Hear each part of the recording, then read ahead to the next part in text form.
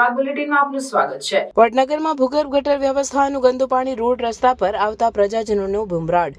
વડાપ્રધાન નરેન્દ્ર મોદીના માદરે વતનમાં વડનગરમાં આમતોલ દરવાજાની અંદર અને ગટરની બહાર જે કુંડીઓ છે તે ઉભરાયા છે અને તેના કારણે ગંદકીવાળું પાણી કોલેજ રોડ રેલવે ફાટક સુધી અને જમણી બાજુ અને બીએન હાઈસ્કૂલ આગળ થઈને નગરપાલિકા આગળ થઈને આનંદ હાઈસ્કૂલનું આખું મેદાન તથા નદીઓડ મહાદેવવાડ વાસનું નીચાણવાળો આખો વિસ્તાર ગટરના પાણીથી ભરાઈ ગયો છે અને તળાવ બની ગયું છે, જેનાથી ત્યાં વસતા ગરીબ માણસોના સ્વાસ્થ્યની તકલીફો ઊભી થવાનો ભય ઊભો થયો છે। તો હું નગરપાલિકાના વહીવટકર્તાઓને પૂછવા માંગુ છું કે પ્રધાનમંત્રી નરેન્દ્રભાઈ મોદીનું માદરે વતનમાં અંદર આટલી બધી ગંદકી થવાનું પાછળનું કારણ શું? ક્યાં ગયું સ્વચ્છ ભારત અભિયાન? વડનગરમાં એક ભવાઈનો ખેલ છે જૂઠાણનો, તેવું જ અંડરગ્રાઉન્ડ ગટર વ્યવસ્થા જૂઠાણનો ખેલ જેવું દેખાઈ રહ્યું છે।